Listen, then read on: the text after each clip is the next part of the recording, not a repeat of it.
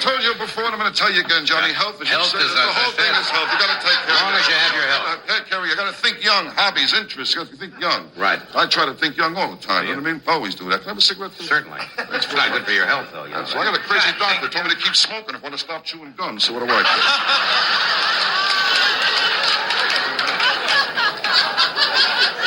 Is that the same doctor you, Dr. Vinny Boomban. Vinny Boomban.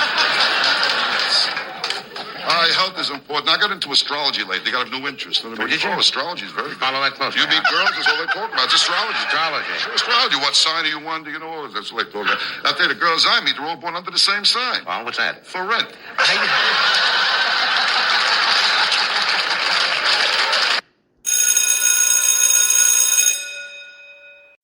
Good morning. It's Thursday, Delta Force Thursday, June the 29th, and this is The True Conservative. Welcome to all the butchers, bakers, and candlestick makers out there. I'm Ron, your host, and the only true conservative in the United States today. So today, after the Serenity Prayer and the patriotic song of the day, we will have Stuart Varney, CBS News, Greta Van Sustern, Vivek Ramaswamy, Larry Elder, No Free Lunch, The Rape of the Mind, and the prologue to Delta Force, Inside Delta Force, and all that and more when I get back.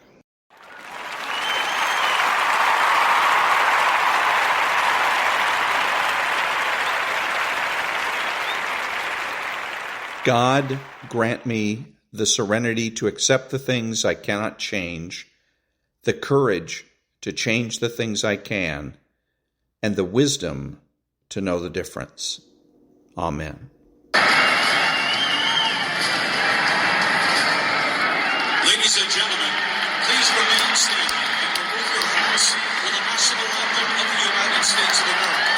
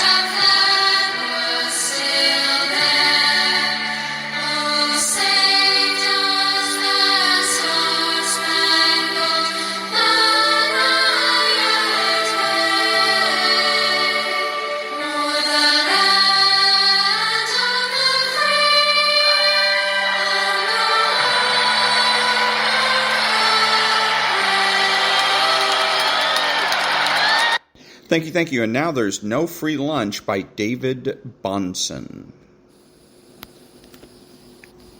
Human action. Human civilization is not something achieved against nature. It is rather the outcome of the working of the innate qualities of man. Ludwig von Mises. I can summarize what economics is this way. Man was made in the image of God, with properties of independence, creativity, aspiration, and self-preservation. The actions of man as created beings reflect man's internal qualities, and in the aggregate form civilizations. Human action is economics, and economics is human action. At the root of economics will always be the human person, not a mathematical model. Indeed, at the root of civilization will always be the failures and triumphs of mankind.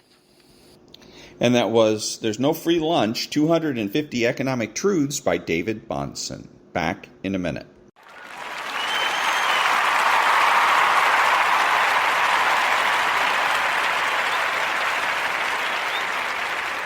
Thank you. What are the True Conservative suggested federal political priorities? Number one, recognize that the government has no rights. 2. Defund Planned Parenthood. 3. Replace the Affordable Care Act. 4. Institute zero-based budgeting. 5. Prohibit collective bargaining for all public employees. 6. Assign criminal and civil liabilities to all government regulators. 7. Immediately repeal the Patriot Act. 8. Immediately repeal all emergency dictator laws. 9. Reinstate writs of outlawry. 10. Use taxpayer funds to sponsor recalls, ballot initiatives, and referendums. 11. Create a flexible minimum wage. 12. Means test health care. 13. Immediately and permanently prohibit investment banking by any office holder. And 14. Make nuclear, chemical, and biological weapons obsolete. Back in a minute.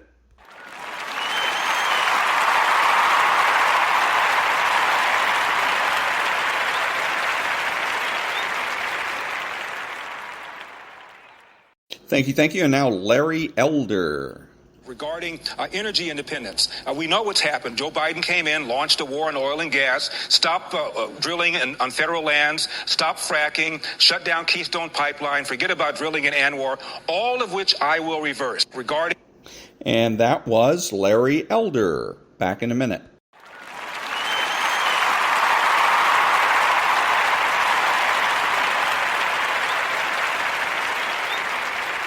Thank you. And now Vivek Ramaswamy.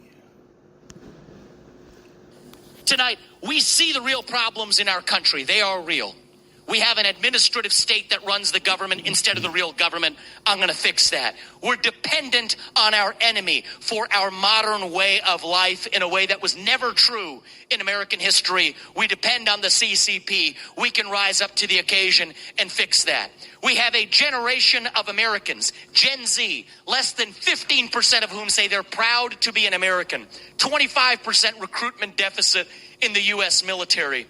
60% of whom say they would sooner give up their right to vote than to give up their access to TikTok. Tonight, we see the real problems in our... And that was Vivek Ramaswamy. Back in a minute.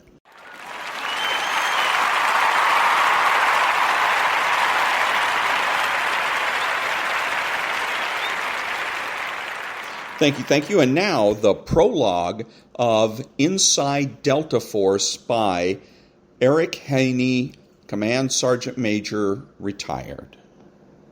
During the 1970s, the United States became the favorite whipping boy for any terrorist group worthy of the name. They had come to realize that American interests could be struck with practical impunity throughout the world, and as the decade unfolded, the pace and severity of those assaults quickened. America, the Gulliver-like giant, had sickened of warfare in Vietnam and was both unable and unwilling to slap at the mosquitoes of terrorism. For years, famed Special Forces officer Colonel Charlie Beckwith had been the lone voice crying in the wilderness about the terrorist threat facing the nation and what it would take to effectively confront that threat. He had seen the need within the U.S. military for a compact, highly skilled, and versatile unit able to undertake and execute difficult and unusual special missions. Modeled along the lines of the British commando organization, the Special Air Service, SAS, such an element would be the surgical instrument that could be employed at a moment's notice to execute those tasks outside the realm of normal military capability. It was Charlie's tenacity that finally won the day and set the wheels in motion that would ultimately bring such a unit into existence. But creating that organization and bringing it to life within the hidebound hierarchy of the Army was a task not dissimilar to electing a pope. As a rule, armies hate change, and no one hates change more than the ones who have benefited most by the status quo, the general officers. Now and then, innovative thinkers do happen to wear stars on their collars, and Colonel Beckwith's loud and persistent calls for a national counterterrorism force had found the ears of two such men, Generals Bob Kingston and Edwin Shy Meyer. Kingston was stationed at Fort Bragg, North Carolina, and he readily saw the possibilities of the type of force Beckwith was proposing. But he knew that presenting the idea through Army bureaucracy was like walking in a minefield. It could be killed in 1,000 different ways. To make headway would require someone with horsepower and a mastery of the military political system, and Shai Meyer was that man. General Meyer was serving as the Deputy Chief of Staff of the Army, and rumor had it that he would soon become the chief. Beckwith and Kingston floated their idea of a counterterrorism force to Meyer, and immediately realized they were preaching to the choir. Meyer, too, had entertained ideas along that same line, and now the three men enthusiastically shared their thoughts on the subject. The need was evident, but creating a force from whole cloth was going to be extremely difficult. First, they had to determine what types of missions their fictional unit would be tasked with, because the mission dictates a unit's size. With that, they were able to build a table of organization and equipment, TO&E, which outlines unit configuration, rank structure, and arms and equipment. The completed TO&E allowed them to forecast a budget for both startup and annual costs. Once their straw man was complete, from his position in the Pentagon, Meyer started digging, looking for the places to extract the money and the men for the outfit. It may come as a surprise, but the Army does not just have men hanging around and unemployed. Every unit has a manpower quota, and every soldier is assigned to a unit, even if he doesn't work there. But sometimes there are units that are alive on paper, but not actually in existence at the time, with the men allocated to those paper units being used elsewhere. Meyer found enough of those slots to man their dream organization, and he uncovered a source of untapped money to breathe life into it. Next, they spent months what-ifing their paper unit. They had to be able to anticipate every objection to their creation in advance, and have a sound, well-thought-out response to every question. Allies were sought.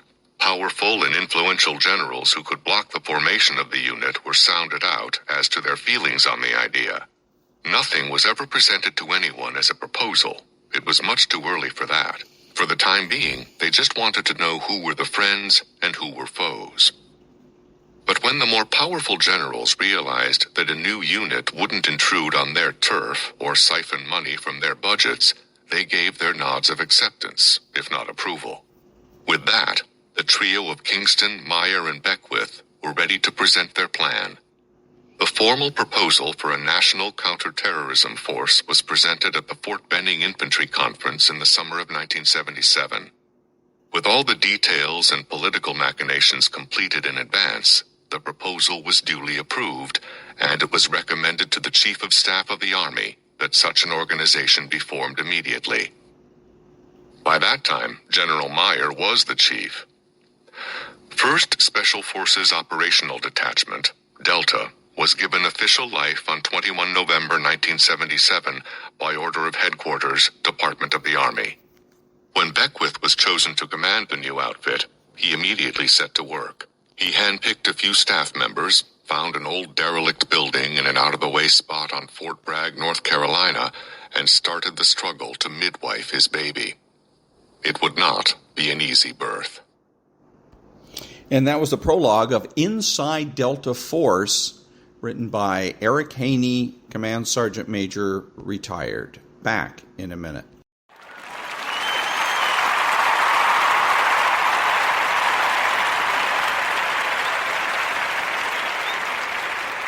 Thank you. And now, the rape of the mind. Membership in a totalitarian organization. He came to me for psychological advice during the Nazi occupation of Holland, and I knew that I had to be careful to avoid discussing politics with him. In those days, free expression of opinion could be severely punished, and my patient would have reported me if I had said anything suspicious. However, as my therapy of passive listening liberated him from his personal tensions, the patient became more humane. He developed an increasing respect for the individual personality as such, and sometimes grew very critical of the Nazis' callous treatment of human life and human dignity. As time passed, he disassociated himself more and more from his totalitarian political friends. This was indeed courageous, for especially at that time, the turn from collaboration toward nonconformism was usually interpreted as high treason. In his last visits, before we agreed that he was cured, We spoke of our mutual faith in the dignity of the individual and our confidence in the decisions of the mature adult as to the path of his own interests. Does psychology really exert a democratizing influence on the authoritarian and totalitarian spirit? The case I have just cited would seem to indicate that it does. On the other hand, we know that Goebbels' propaganda machine applied psychological principles to hypnotize the German people into submission. Hitler, too, laid down his psychological artillery barrage to spread panic throughout Europe. In Nazi Germany, all psychoanalytic treatment was controlled by psychology's own Führer, Goering's brother. Certainly, the science of suggestion, hypnosis, and Pavlovian training can be used to enlist cowardly, submissive followers for a program of despotism. These uses of psychological knowledge are perversions of both the principles and the purposes of psychology. Intrinsic in psychological approach, and above all in psychoanalytic treatment, is an important element that fosters an attitude diametrically opposite to the totalitarian one. The true purpose of psychology, and especially of its mental health branch, is to free man from his internal tensions by helping him to understand what causes them. Psychology seeks to liberate the human spirit from its dependency on immature thinking so that each man can realize his own potentialities. It seeks to help man to face reality with its many problems and to recognize his own limitations as well as his possibilities for growth. It is dedicated to the development of mature individuals who are capable of living in freedom and of voluntarily restricting their freedom when it is indicated for the larger good. It is based on the premise that when man understands himself, he can begin to be master of his own life, rather than merely the puppet either of his own unconscious drives or of a tyrant with perverted lust for power. As we've said earlier, every man passes through a stage in his own development of greater susceptibility to totalitarianism. This usually occurs during adolescence, when the pubescent becomes aware of his own personality, the authority within himself. In not accepting this responsibility, he may look for a strong leader outside the home. At an earlier age, in infancy, the more unconscious patterns of compulsion and automatic obedience are laid. With the advent of his new sense of selfhood, the youth begins to oppose the adult authorities who previously directed his life. Becoming conscious of the entity we call ego, or self, or I, is a painful mental process. It is not a matter of chance that the feeling of endless longing of Weltschmerz is traditionally connected with adolescence. The process of becoming an autonomous and self-growing individual involves separation from the security of the family. To achieve internal democracy, the adolescent must separate himself from his protective environment. In so doing, he is not merely intoxicated with his sense of growth and emancipation, he is also filled with a sense of fear and loneliness. He is entering a new world in which he must henceforth assume mature responsibility for his actions. At that time, he may become an easy prey for totalitarian propaganda. A personal grudge against growing up may lead him to forsake the struggle for personal maturity. This problem is particularly acute in Western society, not only because of the real ideological political battle we have to face, but also because our ways of raising children may emphasize this problem.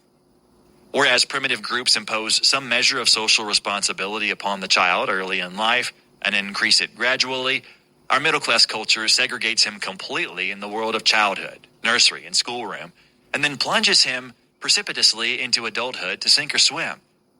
At this turning point, many young people shrink from such a test. Many do not want a freedom that carries with it so many burdens, so much loneliness. They are willing to hand back their freedom in return for continued parental protection, or to surrender it to political or economic ideologies which are, in fact, displaced parental images. Alas, the youth's surrender of individuality is no guarantee against fear and loneliness. The real outside world is in no way altered by his inner choice. Therefore, the youth who relinquishes his freedom to new parent figures develops a curious, dual feeling of love and hate toward all authority. Docility and rebellion, submission and hate live side by side within him. Sometimes he bows completely to authority or tyranny. At other times, often predictably, everything in him revolts against his chosen leader. This duality is an endless one, for one side of his nature continually seeks to overstep the limits which his other, the submissive side, has imposed. The man who fails to achieve freedom knows only two extremes: unquestioning submission and impulsive rebellion. Conversely, the individual who is strong enough to embrace mature adulthood enters into a new kind of freedom. True, this freedom is an ambiguous concept, since it involves the responsibility of making new decisions and confronting new uncertainties.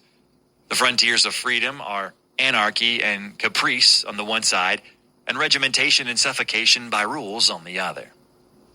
If only we could find an easy formula for the mature attitude toward life. Even if we call it the democratic spirit, we can still explain more easily what democracy is not than what it is. We can say that our individualizing democracy is the enemy of blind authority. If we wish a more detailed psychological explanation, we must contrast it with totalitarianism. Our democracy is against the total regimentation and equalization of its individuals. It does not ask for homogeneous integration and smooth social adjustment. Democracy, in comparison with these aims, implies a confidence in spontaneity and individual growth. It is able to postulate progress and the correction of evil. It guards the community against human error without resorting to intimidation. Democracy provides redress for its own errors. Totalitarianism considers itself infallible, whereas totalitarianism controls by whim and manipulated public opinion.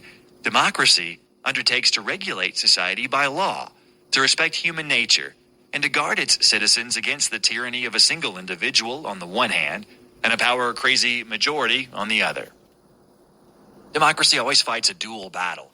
On the one hand, it must limit the resurgence of asocial inner impulses in the individual. On the other, it must guard the individual against external forces and ideologies hostile to the democratic way of life. And that was The Rape of the Mind by Joost-Meerlo, M.D. Back in a minute.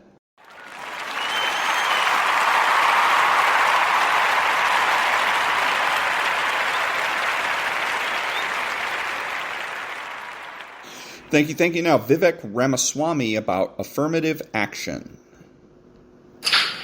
I'm still making my way through reading the opinion, but I am glad that the U.S. Supreme Court has finally put an end to race-based affirmative action in college admissions, one of the most disastrous and failed policy experiments of the last century. America is founded on merit, and we need to put the merit back into America. Now, I want you to mark my words on this, because it's really already happening. These elite universities have already prepared for this decision and are preparing shadow practices to achieve the same goal, but in a way that evades accountability from the law, deprioritizing the importance of test scores, using zip codes and other creative information to be able to achieve those same goals. That's also unlawful. As U.S. President, I will direct the Department of Justice to end these illegal practices. And I'll go further to rescind Lyndon Johnson's disastrous Executive Order 11246, which extended these race-based quota systems into the private sector, saying that if you're a company that does business with the U.S. government, that encompasses today about 20% of the U.S. workforce, you have to adopt these race-based quota systems. These systems cause us to see one another on the basis of the color of our skin, rather than the content of our character and our contributions. That is un-American. It's unfair, fundamentally, to white Americans and Asian Americans. It is also unfair to Black Americans and Hispanic Americans who achieve their positions on the basis of merit, but who are quietly looked down upon by their colleagues, whether or not people are willing to admit it. That's the truth, when there are race-based quota systems. And I can think of no better way to foster and fuel racism than to take something away from a different racial group based on the color of their skin. It's anti-American. It's fueling racism in all directions. It's anti-meritocratic. And I think the Supreme Court has taken a meaningful step today. As U.S. President, I will take that principle to every sphere of American life. Meritocracy is part of what it means to be an American, and we're going to restore it. And that was Vivek Ramaswamy. Back in a minute.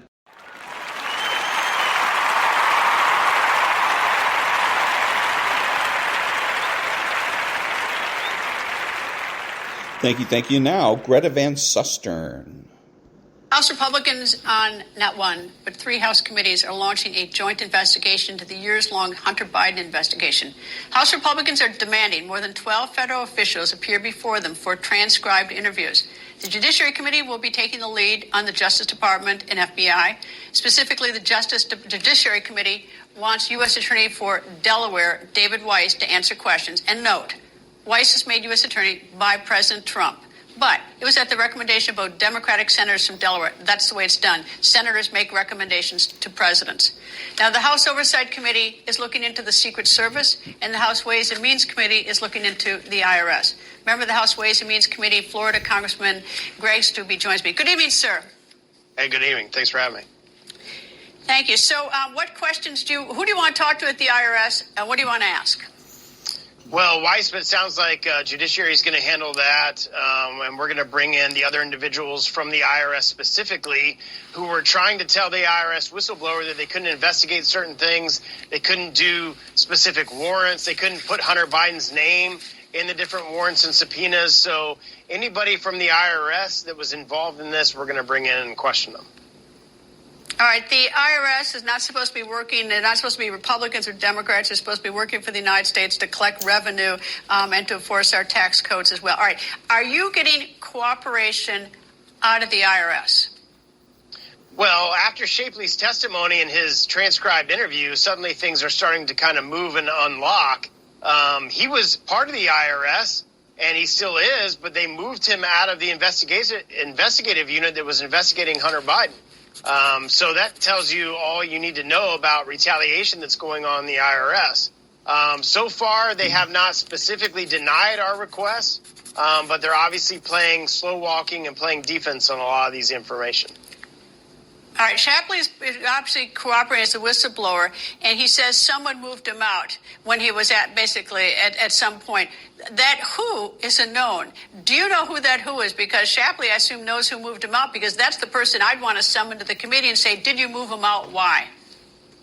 Yeah, there's a number of different officials that he had named in his testimony that we would like to come and testify before the committee in a transcribed interview. And then after we do the transcribed interview, then the committee is going to look at that information. I would like to subpoena these individuals that he named, specifically his supervisors, and have them come in and ask them why they were slow walking these investigations, why they were telling him that Hunter Biden's name shouldn't be included in some of this information, why they weren't allowing him to talk to the big guy, because all of their investigations led to Joe Biden, but the IRS, the DOJ, and the FBI refused anything remotely turning to Joe Biden and wouldn't allow them to follow those leads. So I think we should talk to all of those people.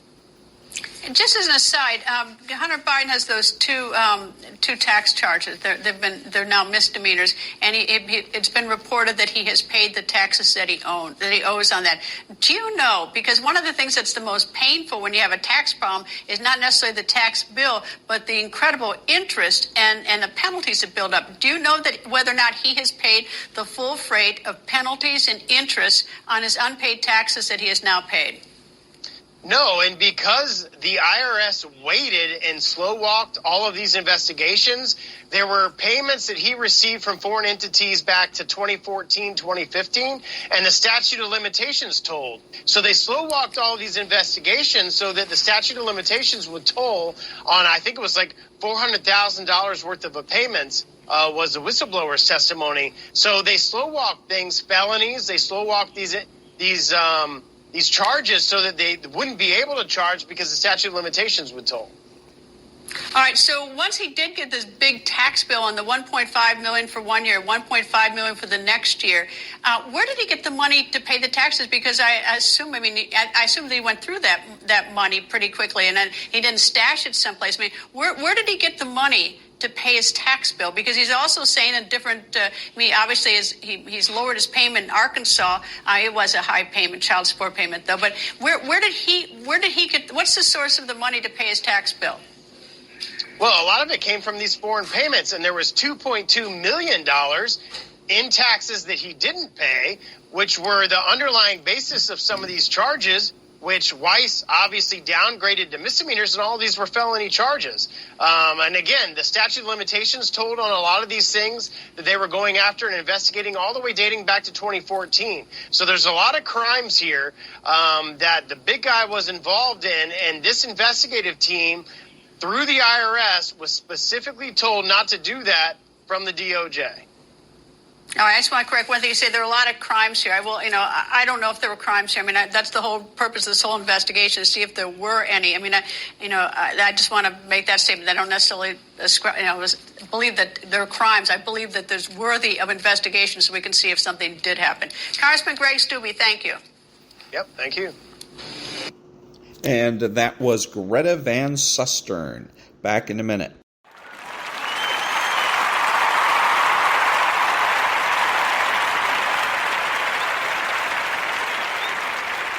Thank you, and Greta Van Sustern again. Big news from the nation's highest court. The United States Supreme Court issued its long-awaited ruling in the affirmative action case. And what did the highest court decide? Well, it struck down affirmative action. The court stating that race cannot be used as a factor in Harvard's and the University of North Carolina's decision to admit a student. The court's conservative majority effectively reversed the admission plans at both Harvard and University of North Carolina. Chief Justice John Roberts, writing for the majority, said the student must be treated based on his or her experiences as an individual, not on the basis of race. Many universities have for too long done just the opposite. Now, President Biden made a statement after the court's decision was released. Today, the court once again walked away from decades of precedent and as the dissent has made clear, we cannot let this decision be the last word.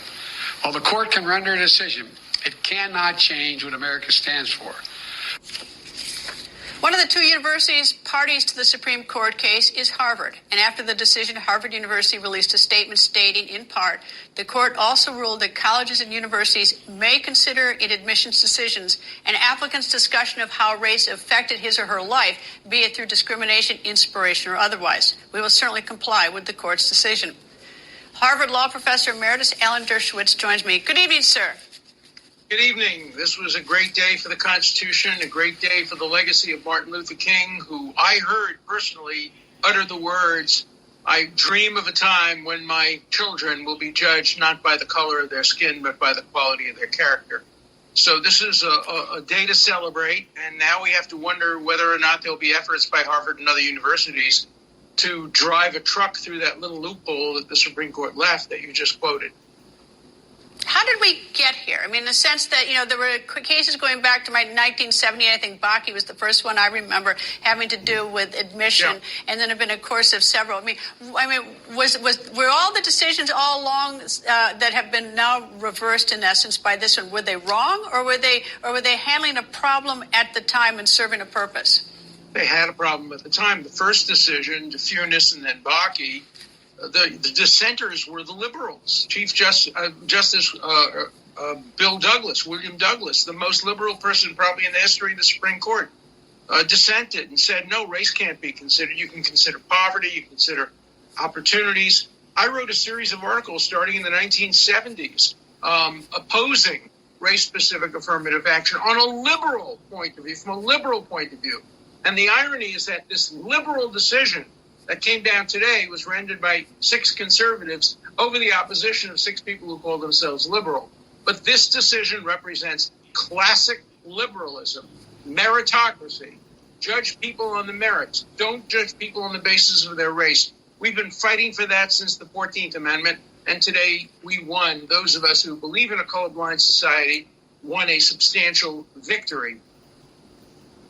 Does this decision apply? I know it applies to public universities. I assume that if you're a totally private university, are you free to do what you want? And I realize some private universities also get public funding of some sort. But what if you're solely a private university? Are you subject to this? Yes, Harvard is solely a private university, but it gets public money, though, doesn't it? Of course. It's so interlocked with the federal government. Well, so is every other school, including religious schools. Yeshiva University, St. John's University, Fordham, they all get federal funding of some kind. So this is a broad-based decision. The Supreme Court didn't really get into that issue. It talked about the equal protection, but I think it applies broadly. Apparently it exempts, though, military academies. I don't know why, but it will apply broadly, and it will apply, I think, beyond universities, and it will apply as well to other institutions which are state actors. And so I think it's a giant step toward a colorblind society. The vast, vast majority of Americans approve this. I'm told that the majority of people from every racial background essentially approve a colorblind society, but the elitists don't. I mean, think about the implications of before this decision. If you had two applicants for a position, and it's a zero-sum game for admissions.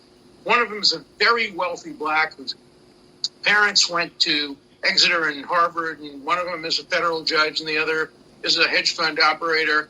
And the student got okay grades, but not great grades. And a white student who grew up in Appalachia and whose mother died of a fentanyl overdose, whose father left home, and who went to a mediocre school and worked very hard and has slightly better grades, slightly better recommendations. What is the possible justification for preferring the privileged black over the unprivileged white?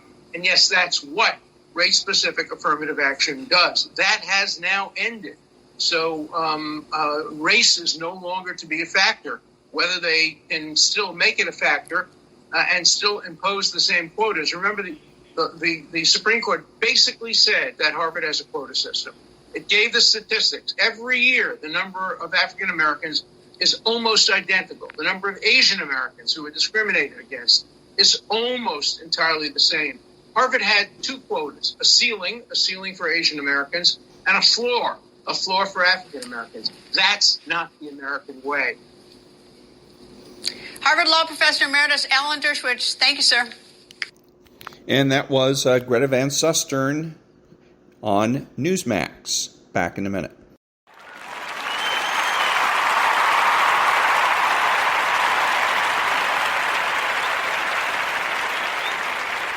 Thank you. And now CBS News with the IRS whistleblower. If this was any other person, they likely would have already served their sentence. Gary Shapley was a lead IRS supervisory agent in Operation Sportsman, the investigation into Hunter Biden.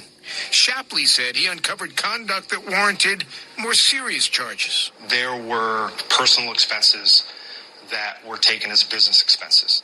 Prostitutes, sex club memberships, hotel rooms for purported drug dealers. How much did Hunter Biden owe in taxes? So from 2014 to 2019, it was $2.2 million. The back taxes were paid off. And last week, the Trump-appointed U.S. Attorney in Delaware, David Weiss, reached an agreement with Hunter Biden. The president's son would admit to a firearm charge and plead guilty for his failure to pay taxes. If a judge signs off, the deal means no jail time. Testimony we have just released details a lack of U.S. Attorney independence. And Shapley told lawmakers that U.S. Attorney Weiss was blocked from bringing stronger charges. But U.S. Attorney General Merrick Garland said last week that Weiss was not.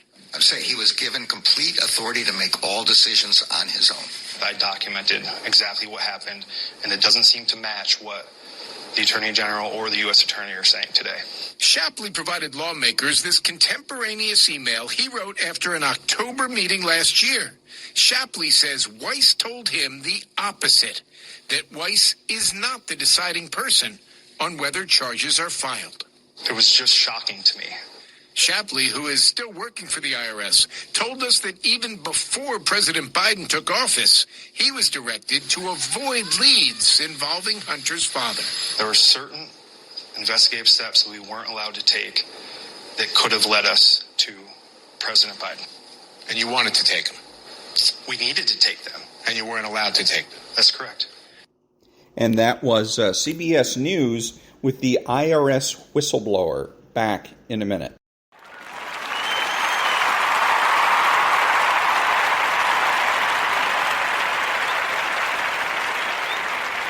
Thank you. And now from Varney and Company, a little bit of Joe Biden.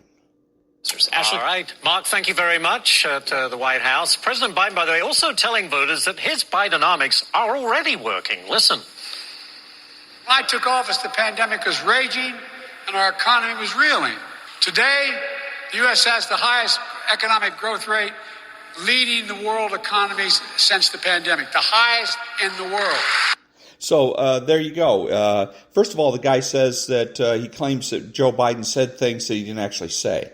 So, and he does that because he doesn't listen. He hears only what he wants to hear.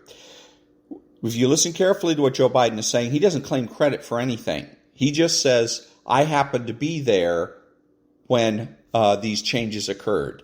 That when I took office, this was happening, and now something else is happening. But he doesn't take credit for it. He doesn't dare take credit for it. Okay, because he didn't make any promises. President Biden didn't make promises. This is what politicians do all the time. They make no promises to keep everybody's expectations low, and then when there's any type of good news, any indicators are up, then they just come out and say, oh, guess what? Look at this.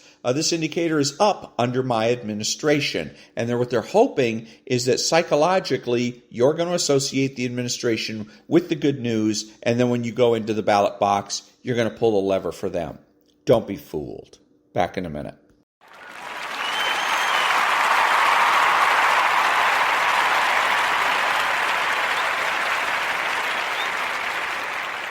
Thank you. And now, Stuart Varney again, and it's going to be about the Supreme Court and its recent decision.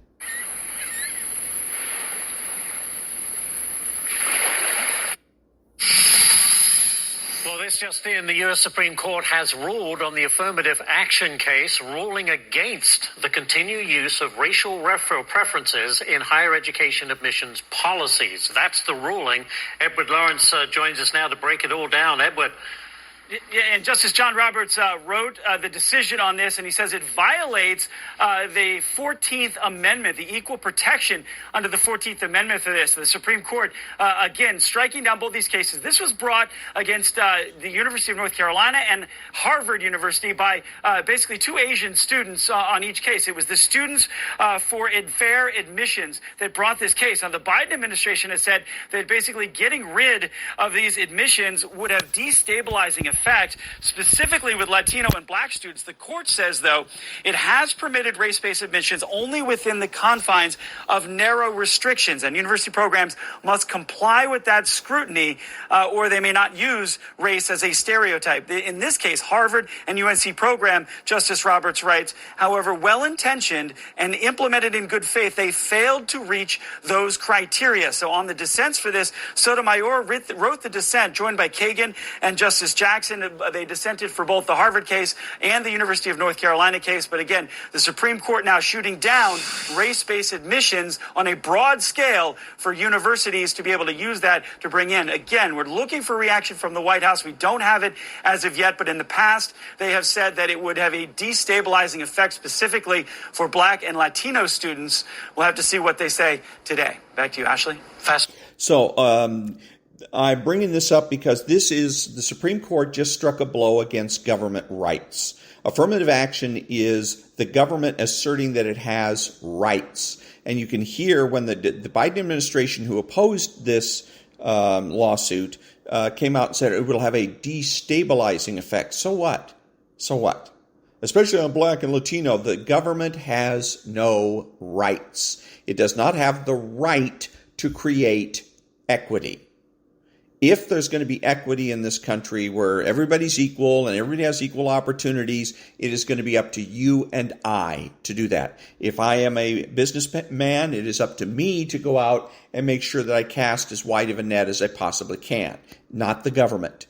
The government has no right to try to create some sort of paradise or even a pseudo-paradise, whether it's based on race or anything else. So this, I am glad, very glad to see this Supreme Court decision, because although there's a little bit in there where they said, well, it's okay, the government can assert a right in a very minor way, and what they should have done was strike it all down on the basis that there is no such thing as government rights. But I am happy that at least they did this. Okay, so it's a big blow against government rights. And you got to remember, the true conservative knows, and I'm the only true conservative in the country, and apparently the only one that knows that the government has no rights. Back in a minute.